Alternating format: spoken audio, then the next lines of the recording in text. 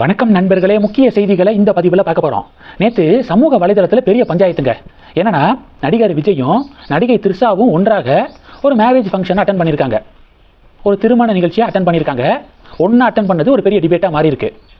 சமீபத்தில் தான் விஜயுடைய மனைவி சங்கீதா விவாகரத்து கோரி செங்கல்பட்டு நீதிமன்றத்தில், குடும்ப நல நீதிமன்றத்தில் டிவோர்ஸ் கேட்டு விஜய் கிட்ட இருந்து டிவோர்ஸ் கேட்டு மனு போட்டிருந்தாங்க. அந்த மனுவில் விஜய்க்கு ஒரு நடிகையோட திருமணம் கடந்த உறவு இருக்குது. 2021 ஏப்ரல் மாதம் எனக்கு இது தெரிய வந்துச்சு. நான் கண்டிச்சும் விஜய் பார்த்தீங்கன்னா அதிலிருந்து வெளியில் வரலை. தொடர்ந்து அந்த திருமணம் கடந்த உறவை கண்டினியூ பண்ணுறாரு. இது எனக்கும் என்னுடைய குழந்தைகளுக்கும் மன உளைச்சலை ஏற்படுத்துது.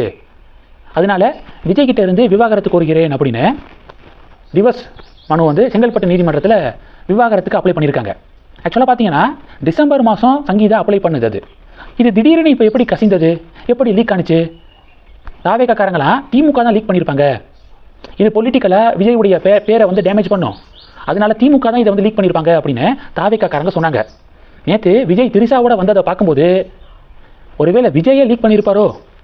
சோசியல் மீடியாவில் இதை லீக் பண்ணி விட்டுட்டு மக்கள் இதை எப்படி எடுத்துக்கிறாங்க? ரொம்ப பயங்கரமாக நம்மளை திட்டுறாங்களா, இல்லை சாஃப்டாக 2-3 ஸ்டேட்மெண்ட் கொடுத்துட்டு கடந்து போயிடுறாங்களா? சமூகத்தில் ஒரு பெரிய தாக்கத்தை ஏற்படுத்துதா இல்லையான்னு பார்ப்போம் அப்படின்னு சொல்லிட்டு விஜய் தான் லீக் பண்ணியிருப்பார் போல. ஒரு பெரிய டிபேட்டெல்லாம் உருவாக்கலை, விஜய்க்கு எதிராக பெரிய ஒரு பஞ்சாயத்தெல்லாம் வரலை.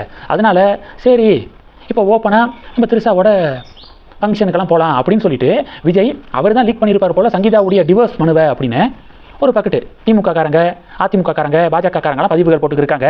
இது ஒரு பெரிய பரபரப்பை ஏற்படுத்தியிருக்கு. ஆக மொத்தம் சங்கீதா அவர்களுடைய அந்த மனுவில் அந்த நடிகையுடைய பேர் குறிப்பிடப்படலை. நடிகையுடைய பேரை அவங்க குறிப்பிடலை.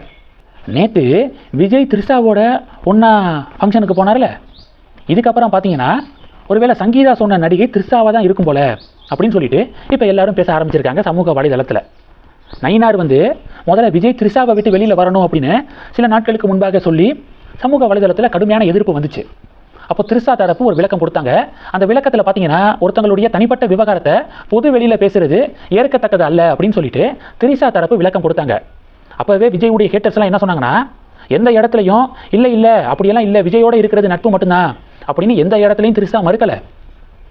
ஒருத்தவங்களுடைய தனிப்பட்ட விவகாரத்தை பொது வெளியில் விவாதிக்கிறது ஏற்புடையதல்ல அப்படின்னு சொல்லி தான் கடந்து போயிருக்காங்க. ஒருவேளை Vijay Trisha extra marital affairs இருக்குமோ அப்படின்னு அப்போவே நயினார் நாகேந்திரன் அவர்களுடைய இந்த ஸ்டேட்மெண்ட்டுக்கு த்ரிஷா ஒரு விளக்கம் கொடுக்கும்போதே ஒரு பெரிய பஞ்சாயத்து வந்துச்சு. அந்த பஞ்சாயத்தை தொடர்ந்து தான் சங்கீதா டிவோர்ஸ் கோரி செங்கல்பட்டு நீதிமன்றத்தில் அப்ளை பண்ண செய்தி வெளியில் லீக் ஆனிச்சு.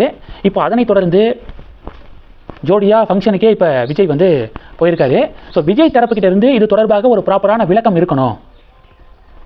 த்ரிஷா ஒரு ஃப்ரெண்டா இல்லை சங்கீதா சொன்ன மாதிரி எக்ஸ்ட்ரா மேரிட்டல் அஃபேர்ஸை விஜய் கண்டினியூ பண்ணுறாரா அப்படிங்கிறத தன் சார்பு ஒரு விளக்கத்தை விஜய் கொடுக்க வேண்டிய கட்டாயத்தில் இருக்காரு அப்படின்னு ஒரு சில பேர் சொல்கிறாங்க.